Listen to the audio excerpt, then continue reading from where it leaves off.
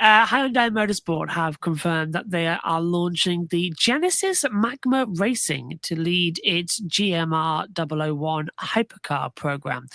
Now, to prepare for its top-level prototype racing ambitions, the team will enter the European Le Mans Series LMP2 class in 2025 in a partnership with IDEX Sport. Now, behind the wheel of the number 18 LMP2 entry, we'll see ex-Formula One driver Logan Sargent, former Indy Next competitor Jamie Chadwick, and Matthias Jabert.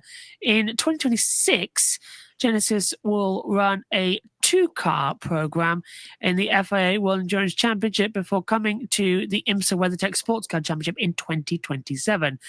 Andre Lotterer and Pipo Derani will also named the first two Genesis factory drivers. Now, Lotterer comes to Genesis after his stint as a factory driver for Porsche Penske Motorsport in the FIA WEX hypercar cars.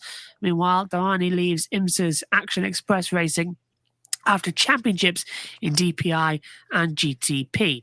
It's been known for a while that Derani was looking for a change of scenery and a new challenge after 6 years in the number 31 V-Line engineering Cadillac. Derani said becoming a Genesis factory driver, the ambition behind this project and helping build it from the start, was an opportunity he couldn't refuse. The graphic and photo courtesy there of Genesis. Every time I say the word Genesis, three things pop into my mind. 1, Daleks. 2, that Top Gear song. And 3, Spock with the Genesis planet. So is Genesis making a smart move to enter the European Le Mans Series next year before joining the hypercar class of 2026? And what are your thoughts on the drivers involved with this project? Matt, I suppose if we do get to Silverstone, we get to talk to them firsthand. That's true. If we have a grid network on the ground at Silverstone for ELMS, we'll do some roving around and get talking to some of the drivers, and hopefully we can talk to Jamie Chadwick, which is great to see her get a gig. We've talked at length about her perhaps going to IndyCar and what she might be doing stateside, but at least she's got something sorted for next year, and that's this and again Logan Sargent also getting involved in this. EDEX Sport have been around for a very long time. Nick Manassian, former British Formula 3 champion and Peugeot driver in the World Endurance Championship for many years, runs that team, so he knows what he's doing. So that's going to be good. I'm excited for them. They'll have.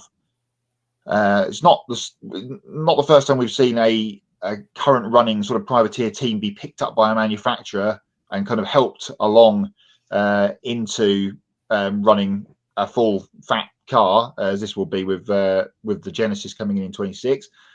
Two good hands there with Lotterer and Pipo Derani coming in as well. It'd be a shame for them not to see them racing so much. I'm sure they'll pop up here and there next year. Absolutely guarantee that Lotterer will do Nürburgring and Spa 24 hours if he can get his hands on a drive.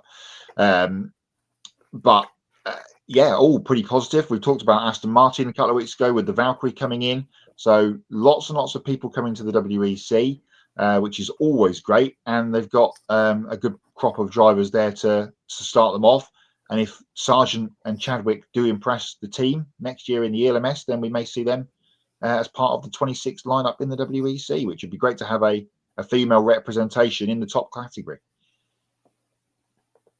Yeah, man, I totally agree with you there. And this is a great opportunity, obviously, for IDEX Sport, one of the top LMP2 teams to get an opportunity, to be awarded, this factory Genesis hypercar program. And I think it'd be smart for them to, start working together in LMP2 next year so they can start building chemistry and developing this car behind the scenes as well. So they're ready to go on day one in 2026 when they kick off the FIA World Endurance Championship program. So IDEX Sport running the WC Genesis program. And although it hasn't been confirmed yet, it's heavily rumored that Chip Ganassi Racing is going to get the Genesis program here in IMSA starting in 2027. So that's another great team that Genesis could be working with here down the line. And I think looking at the drivers that they pick, Andre Lotterer, Pipo Derani, I think those are two really good choices to lead your program. Andre Lotterer, he obviously has a lot of experience in the World Endurance Championship, and he's done a really good job, with Porsche. But unfortunately, they just decided to move on from him. Pipo Derani as well. He's been saying for a while, like you're saying, Josh, he's wanted to try something new in his racing career. He felt like he's pretty much accomplished everything that you can possibly do in IMSA with Action Express Racing. So he wanted, to go on to a different manufacturer and see what he can do with them.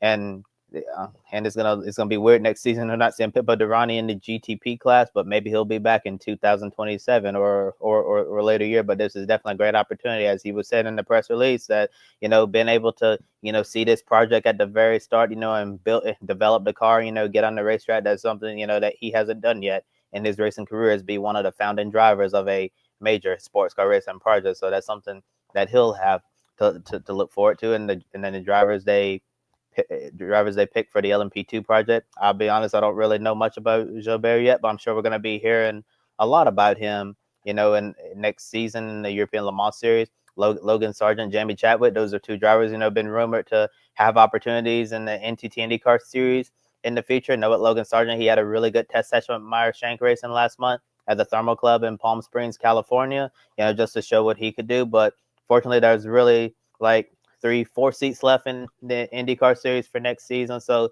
him racing in IndyCar next season, is pretty slim. Same with Jamie Chadwick as well. So I guess this is something, that could tie Logan over until something opens up in 2026, and maybe Logan can get a shot to be in the IndyCar Series. But who knows these days, because you obviously don't want to see this, but IndyCar racing is extremely dangerous. So you could see a driver, get hurt, and then you need a driver who can be a substitute. So maybe someone will give Logan Sargent a call, just like McLaren did with Théo Pourchaire. And we'll talk a little bit about Théo Pourchaire in a moment in his next opportunity for 2025. But I'm sure the door will be open for Logan Sargent to make an IndyCar start if someone gets hurt next year, or if he's able to get a part-time schedule. Because I know Dale Coyne is always hiring, looking for drivers to keep them afloat. Jamie Chadwick, think this is a great opportunity for her as well. We've been talking about her in the last few months, and how she's decided she did not want to return to Indy next because she wanted to pursue opportunities in IndyCar, but those opportunities are so few and far between. So